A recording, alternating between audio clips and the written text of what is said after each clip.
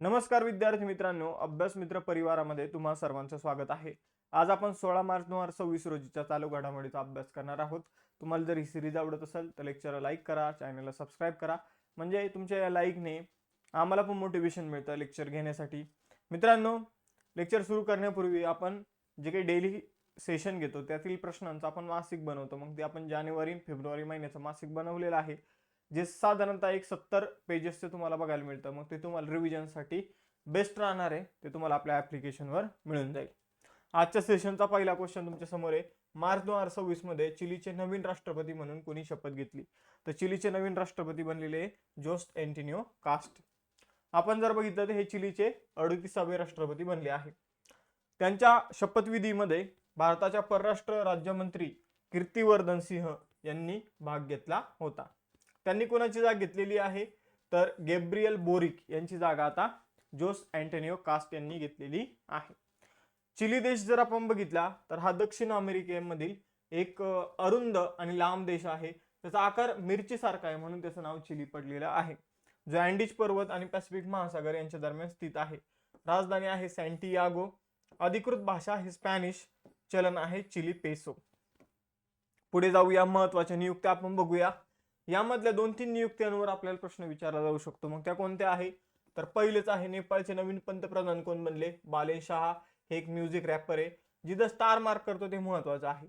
इराणचे नवे सर्वोच्च नेते कोण बनले? तर मोस्तफा खामेनी. यांच्यावर प्रश्न येऊ शकतो. पेरूचे अंतरिम राष्ट्रपती कोण बनले? Jose Maria Balcazar. बांगलादेशचे 11वे पंतप्रधान कोण बनले? तारिक रहमान. यांच्या पार्टी पण पाठ करून ठेवा. ज्यांना स्टार मार्क केलंय त्यांच्या पक्ष जर असेल तर पक्ष पाठ करून ठेवायचंय. इथं काही जर बघितलं तर राजवाडे असतात, काही तानाशाह असतात, त्यामुळे त्यांचा पक्ष नसतो. पण जे निवडणूक होऊन जे राष्ट्रपती राष्ट्राध्यक्ष बनले त्यांचे पक्ष लक्षात ठेवायचे आहे. सलग तिसऱ्यांदा बार्बाडोसच्या पंतप्रधान बनल्या मिया मोटली. जोस्ट अँटोनियो कास्ट आत्ताच आपण बघितलं चिलीचे राष्ट्रपती बनले. त्यानंतर जर बघितलं चेक प्रजासत्ताकचे नवीन पंतप्रधान आंद्रेस बाबिस बनले आहे. टांझानियाच्या राष्ट्रपती पदाच्या निवडणुकीमध्ये कोणी विजय मिळवला? तर सामिया सुलू हसन. हे एक लक्षात ठेवायचंय. आयर्लंडचे 10वे राष्ट्रपती कोण बनल्या? Catherine Connolly. हे पण लक्षात ठेवा. बोलिव्हियामध्ये राष्ट्रपती पदाची निवडणूक कोणी जिंकली? रॉड्रिगो पाज. मादागास्करचे नवीन राष्ट्रपती बनले मायकल रेड्रियानिरिना. सेशलचे नवीन राष्ट्रपती बनले पॅट्रिक हार्मिनी. फ्रान्सचे नवीन पंतप्रधान सेबेस्टियन लोकार्नू. जमैकाचे नवीन पंतप्रधान अँड्र्यू होलनेस. दुसरा प्रश्न आहे, 2025 साठी बीसीसीआयने कोणत्या भारतीय खेळाडूला प्रतिष्ठित पॉली उमरीगर सर्वोत्कृष्ट आंतरराष्ट्रीय क्रिकेटपटू पुरुष पुरस्कारानं सन्मानित केलं आहे? तर पॉली उमरीगर पुरस्कार जो आहे तर तो बीसीसीआयच्या माध्यमातून दिला जातो. पॉली उमरीगर जर आपण बघितलं तर एक जुने भारतीय खेळाडू होते, त्यांच्या नावाने हा पुरस्कार दिला जातो. आणि मग आपण जर बघितलं तर हा पुरस्कार शुभमन गिल याला मिळालेला आहे, जो सध्या भारताचा ओडीआय वन डेचा जो काही क्रिकेट संघ आहे आणि जो काही टेस्टचा क्रिकेट संघ आहे तर त्याचा कोण आहे? कॅप्टन आहे. आणि या पॉली उमरीगर पुरस्काराबरोबरच एक अजून पुरस्कार दिला जातो, तो म्हणजे कर्नल सी.के. नायडू जीवन गौरव पुरस्कार. तर तो माजी प्रशिक्षक राहुल द्रविड यांना मिळालेला आहे. पुढे जाऊया, तिसरा प्रश्न आहे, भारताकडून ब्रह्मोस क्षेपणास्त्र खरेदी करणारा फिलिपिन्स नंतर जगातील दुसरा देश कोणता ठरला? Most important question, most important. तर फिलिपिन्स नंतर इंडोनेशियाने भारताकडून काय केलेलं आहे? तर ब्रह्मोसची खरेदी केलेली आहे. तर इंडोनेशियाने भारतासोबत 450 दशलक्ष डॉलरचा करार केलेला आहे, म्हणजे 3800 कोटींचा हा करार असणार आहे, ज्यामध्ये ब्रह्मोस क्षेपणास्त्राची ते खरेदी करणार आहे. ब्रह्मोस हे भारत आणि रशियाने मिळून तयार केलेले एक मिसाईल आहे. मग आपण जर बघितलं भारताची ब्रह्मपुत्रा आणि रशियाची मॉस्कोवा हे दोन नद्यांच्या नावावरून याला ब्रह्मोस नाव पडलेलं आहे. हे एक सुपरसॉनिक कॅटेगरी मधलं मिसाईल आहे. तर सबसॉनिक, सुपरसॉनिक, हायपरसॉनिक अशा मिसाईलच्या कॅटेगरी असतात. आपण ब्रह्मोस 2 हायपरसॉनिक या कॅटेगरी मधलं मिसाईल डेव्हलप करत आहोत. पण ब्रह्मोस जे आहे ते सुपरसॉनिक कॅटेगरी मधील आहे, ज्याचा वेग जो आहे तो आवाजाच्या 2.8 ते 3 पट एवढा आहे. आवाजाच्या जितक्या पट वेग असतो त्याला मॅक मध्ये मोजला तर हा वेग जो आहे तो 3 मॅक एवढा जाऊ शकतो. ताशी ते 3700 किलोमीटर वेगाने लक्ष्य गाठू शकतं. पुढे जाऊया, चौथा प्रश्न आहे, कोणत्या राज्य सरकारने महिलांना मासिक आर्थिक सहाय्य देण्यासाठी मुख्यमंत्री मावन ध्यान सत्कार योजना सुरू केली? तर ही योजना पंजाब सरकारने सुरू केली आहे. तर या योजनेअंतर्गत 18 वर्षावरील महिलांना दर महिन्याला 1000 रुपये दिले जातील. तर अनुसूचित जाती श्रेणीतील महिलांना 1,500 रुपये मदत दिली जाईल. अर्थसंकल्पीय वाटप पंजाब सरकारने जो काही आपला अर्थसंकल्प मांडला तर त्यामध्ये या योजनेसाठी 9,300 कोटी रुपयाची बजेट जे आहे ते मंजूर केलं आहे. आता राज्य आणि त्याच्या योजना आपण बघून घेऊया. पुण्यश्लोक अहिल्यादेवी होळकर शेतकरी कर्जमाफी योजना कोणी सुरू केली? महाराष्ट्राने. मेरी पूंजी मेरा अधिकार मुफ्त LPG सिलेंडर योजना दिल्लीने सुरू केली. हनुमान प्रकल्प कुणाचा? आंध्र प्रदेश. निर्भया निशा पहल योजना कुणाची आहे? तर केरळची. महिला उद्योजक सक्षमीकरण योजना ट्विस्ट कुणाची? तमिळनाडूची. मेरी रसोई योजना पंजाबची आहे. होमस्टे योजना राजस्थानची आहे. ई बाईक दीदी योजना दिल्लीची आहे. मुख्यमंत्री श्री शाळा योजना हरियाणाची आहे. मुख्यमंत्री आरोग्य योजना पंजाबची आहे. अक्कापडी योजना कर्नाटकची आहे. ओडिशा अमे पडिबा अमर भाष्य योजना ओडिशाची आहे. अटल विचल फॉरवर्ड स्कीम आसामची आहे. ई आरोग्य संवाद योजना राजस्थानची आहे. पापा पगली इनिशिएटिव्ह गुजरातचा आहे.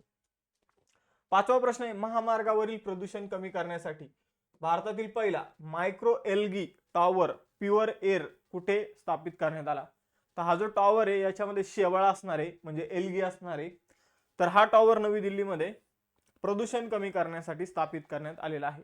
तर भारतातील पहिला सूक्ष्म शैवाल आधारित हवा शुद्धीकरण टॉवर ज्याला प्युअर एअर टॉवर असंही म्हटलं जातं तर हा टॉवर नवी दिल्लीमध्ये तैनात करण्यात आलेला आहे. नवी दिल्लीतील एरोसिटी हायवे कॉरिडॉर जवळ हा स्थापित करण्यात आलेला आहे. या टॉवरचा उद्देश वाहनांचे उत्सर्जन विशेषतः CO2 कमी करणे हा आहे. हे टॉवर प्रकाश संश्लेषक सूक्ष्म शैवाल वापरून हवा शुद्ध करतं जे प्रदूषकांना ऑक्सिजन आणि बायोमास मध्ये रूपांतरित करतात. पुढे जाऊया. सहावा प्रश्न, मार्च 2026 मध्ये 99.33% साक्षरता दर गाठून कोणता प्रदेश भारतातील दुसरा पूर्ण साक्षर केंद्रशासित प्रदेश बनला? तर भारतातील दुसरा पूर्ण साक्षर केंद्रशासित प्रदेश जो आहे तो बनलेला आहे मित्रांनो चंदीगड. चंदीगडचा साक्षरता दर किती आहे? तर 99.33% आहे. आपण जर बघितलं पंजाबच्या राज्यपालां चंदीगडचे प्रशासक गुलाबचंद कटारिया म्हटले की चंदीगड जो आहे तो 99.93%. 93 आहे 33 नाही. 99.93% साक्षरता दर गाठलेला आहे ज्यामुळे तो पूर्ण साक्षर केंद्रशासित प्रदेश बनलेला आहे. ही कामगिरी करणारा तो 6वं राज्य आणि केंद्रशासित प्रदेश म्हणजे राज्य आणि केंद्रशासित प्रदेशामध्ये जर बघितलं तर 6वा क्रमांक आहे. पण फक्त केंद्रशासित प्रदेशामध्ये बघितलं तर दुसरा क्रमांक आहे. मग पहिला पूर्ण साक्षर केंद्रशासित प्रदेश कोणता आहे हे तुम्ही मला कमेंट बॉक्समध्ये सांगायचे. मित्रांनो आपल्या या ऑनगोईंग बॅचेस आहे foundation batch 21,000 PYQ batch notes pack हे तुम्हाला अभ्यास मित्र ऍप्लिकेशनवर बघायला मिळेल. त्याचबरोबर आपलं टेलिग्राम चॅनल इन्स्टाचं पेज आहे त्याला सुद्धा फॉलो करायला विसरू नका. सातवा प्रश्न आहे, कोणत्या राज्याने हवेची गुणवत्ता आणि तलावांच्या आरोग्यावर लक्ष ठेवण्यासाठी लेक अँड एअर वॉच उपक्रम सुरू केला? तर लेक अँड एअर वॉच उपक्रम जो आहे तो गुजरात सरकारने सुरू केलेला आहे. गुजरात सरकारने शाश्वत शहरी विकासाला चालना देण्यासाठी लेक अँड एअर वॉच उपक्रम सुरू केलेला आहे. हा कार्यक्रम गुजरात शहरी विकास अभियानांतर्गत राबवला जातो आणि त्याचे मुख्य उद्दिष्ट शहरामधील तलावांची स्थिती आणि हवेची गुणवत्तेचे रिअल टाइम निरीक्षण प्रदान करणं हे आहे. मोस्ट इम्पॉर्टंट क्वेश्चन आहे, नीती आयोगाने जारी केलेल्या वित्तीय आरोग्य निर्देशांक 2026च्या दुसऱ्या आवृत्तीत अचिव्हर श्रेणीमध्ये कोणत्या राज्याने अव्वल स्थान मिळवलेलं आहे? तर फिस्कल हेल्थ इंडेक्स जो आहे वित्तीय आरोग्य निर्देशांकामध्ये पहिलं स्थान जे आहे ते ओडिशा राज्याने मिळवलेलं आहे. तर 2023-24 मधील राज्यांची कामगिरी इथे लक्षात घेतलेली आहे आणि ओडिशा जर आपण बघितलं तर फिस्कल हेल्थ इंडेक्स मध्ये पहिल्या क्रमांकावर आहे. गोवा दुसऱ्या क्रमांकावर आहे. झारखंड तिसऱ्या क्रमांकावर आहे. गुजरात चौथ्या आणि महाराष्ट्र 5व्या क्रमांकावर इथे आपल्याला बघायला मिळतं. सगळ्यात शेवट जर बघितलं तर पंजाब राज्य आहे. सगळ्यात शेवटी 18व्या क्रमांकावर पंजाब राज्य आपल्याला बघायला मिळतं. सर आपल्यामध्ये तर राज्य खूप सारे मग पंजाब 18व्या क्रमांकावर मग बाकीचं काय? तर यामध्ये वेगवेगळ्या कॅटेगरी आहे मित्रांनो. जसं की यामध्ये ईशान्येकडील राज्यांची एक वेगळी कॅटेगरी आहे ज्यामध्ये अरुणाचल प्रदेश जे आहे ते पहिल्या क्रमांकावर आहे. ठीक आहे, तर ही गोष्ट लक्षात घ्यायची आहे. पुढे जाऊया चला. 9वा प्रश्न, भारतातील राष्ट्रीय महामार्ग प्राधिकरणाने कोणाच्या सहकार्याने भारताचा पहिला राष्ट्रीय महामार्ग ग्रीन कव्हर इंडेक्स 2025-26 सुरू केला? तर NHAI national highway authority of India limited जे आहे तर त्याने जर बघितलं तर इस्रोच्या सहकार्याने काय केलेलं आहे राष्ट्रीय महामार्ग ग्रीन कव्हर इंडेक्स जो आहे तो सुरू केलेला आहे.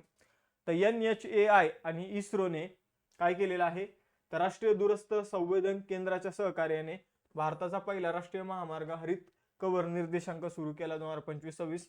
या निर्देशांकाचा मुख्य उद्देश उपग्रह प्रतिमांद्वारे राष्ट्रीय महामार्गावरील झाडे आणि हिरवळीचे शास्त्रीय मूल्यांकन करणं हा आहे. 10वा प्रश्न आहे, world para athletics grand prix 2026 मध्ये कोणत्या भारतीय ॲथलीटने पुरुषांच्या उंच उडी T63 प्रकारामध्ये सुवर्ण पदक जिंकलेलं आहे? तर हे सुवर्ण पदक शैलेश कुमार यांनी जिंकलेलं आहे. तर शैलेश कुमारने T63 जो प्रकार आहे त्यामध्ये 1.84 मीटर उंची मारून 1.84 मीटर उंच उडी मारून काय केलेलं आहे, तर पहिलं स्थान पटकावलं आणि सुवर्ण पदक जिंकलं. शैलेश कुमार बिहार राज्यातील आहे. World para athletics grand prix 2026 नवी दिल्लीमध्ये आयोजित करण्यात आली होती. 11वा प्रश्न आहे, भारतातील पहिलं उघडपणे समलैंगिक खासदार कोण बनलं आहे? तर मेनका गुरुस्वामी जे आहे त्या समलैंगिक खासदार बनलेल्या आहे. त्यांच्या अलीकडे राज्यसभेवर नियुक्ती करण्यात आलेली आहे. तृणमूल काँग्रेसच्या तिकिटावर त्या राज्यसभेमध्ये ऍक्च्युअली निवडून आलेले आहे. ज्येष्ठ वकील आहे मेनका गुरुस्वामी.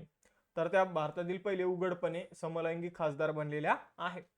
2018 मध्ये समलैंगिकतेला गुन्हेगारी क्षेत्रातून वगळणाऱ्या ऐतिहासिक कलम 377च्या खटल्यामध्ये त्या प्रमुख वकील राहिलेल्या आहेत.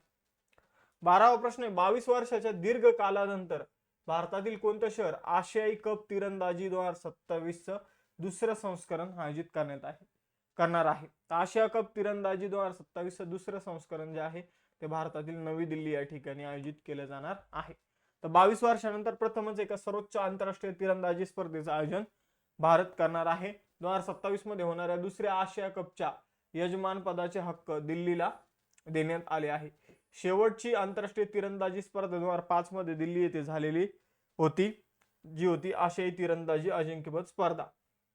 तर एवढं लक्षात ठेवा. आजच्या सेशनचे टेस्ट क्वेश्चन आहे, वित्तीय आरोग्य निर्देशांकामध्ये पहिल्या क्रमांकावर कोण आहे आणि महाराष्ट्र कितव्या क्रमांकावर हे सांगा. त्यानंतर उघडपणे समलैंगिक खासदार कोण बनलेले आहे पहिल्या, आणि ब्रह्मोस हे जे आपलं सुपरसॉनिक मिसाईल आहे तर ते फिलिपिन्स नंतर खरेदी करणारा दुसरा देश कोणता ठरला आहे ते हे तुम्हाला सांगायचंय. आय होप तुम्हाला आजचं सेशन आवडलं असेल.